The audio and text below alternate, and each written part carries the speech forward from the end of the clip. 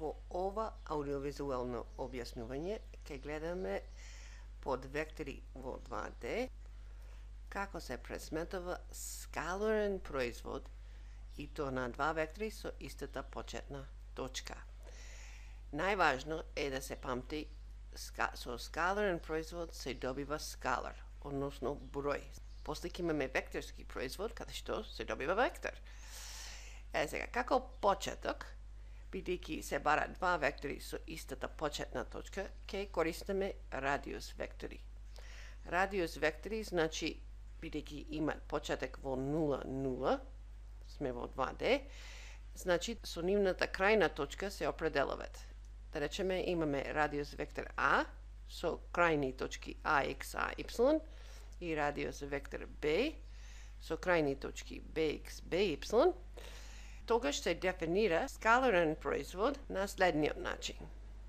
Скаларен производ на два радиус вектори е А, ова точка тука значи скаларен производ, Б е обичен производ на двата броеви AX, BX плюс производ на двата броеви AY, BY. Сам себе ова не е многу интересно, ова формула. Ама истовремено, ова формула се совпаѓа со главната формула за скаларен производ, што е А скаларен производ Б е интензитетот на А по интензитетот на Б по косинус тета, каде што тета е агалот помегу А и Б.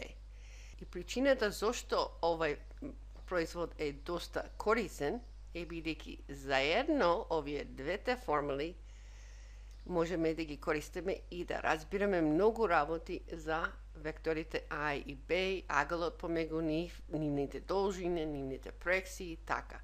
Значи, било која формула сама себе не е многу интересно, ама заедно двете формули ни дават многу. Да видиме еден пример.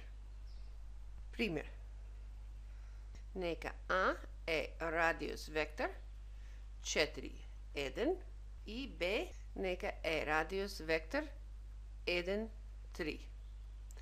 Прво ни интересира колку е А скаларен производ Б.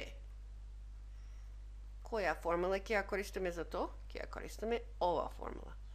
Значи, ова ни е AX, ова е AY, ова е BX, ова е BY. И имаме А скаларен производ Б е еднакво на 4 по 1, 4 по 1 плюс 1 по 3. Еднакво на 4 плюс 3 еднакво на 7. Значи, скаларниот производ на А и Б е 7. Интересно, ама не многу. Така. Колку е агалот помегу А и Б? Тоа е прашање. Тоа е второто прашање што е доста интересно. Колку е тета? Односно, колку е агалот помегу А и Б? Сега станава поинтересно. Колку е агалот? Well, косинус од тета е еднакво на А скаларен производ Б делено со интензитетот на А по интензитетот на Б. Ја користевме првата формула тука, за да го најдеме скаларниот производ, а интензитетите на А и Б ги знаеме според обичните формули.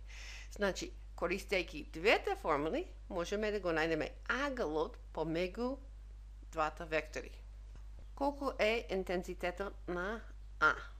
Тоа е квадратен корен од двата компоненти на квадрат, 4 на квадрат плюс 1 на квадрат.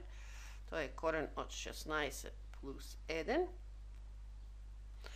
еднакво на корен од 17. Моментално, екзактно ќе го оставаме.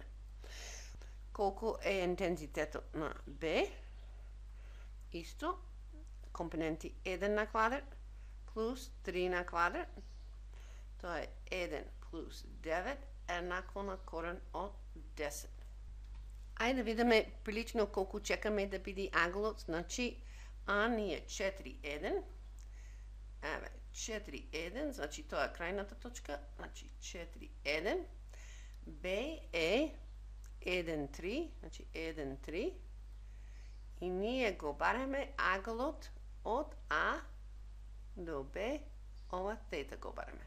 И се гледа дека 40, 60, 70 тамо некаде. Да пресметаме тука. Според формулата, косинус од тета е еднакво на А скаларен производ Б, кај беше то? 7. Значи 7 делено со интензитетот на А, корен од 17, по интензитетот на Б, корен од 10.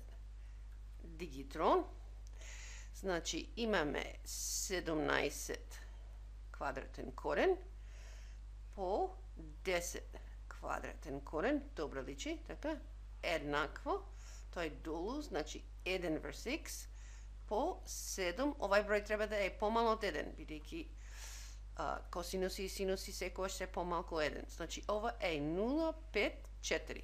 0,54.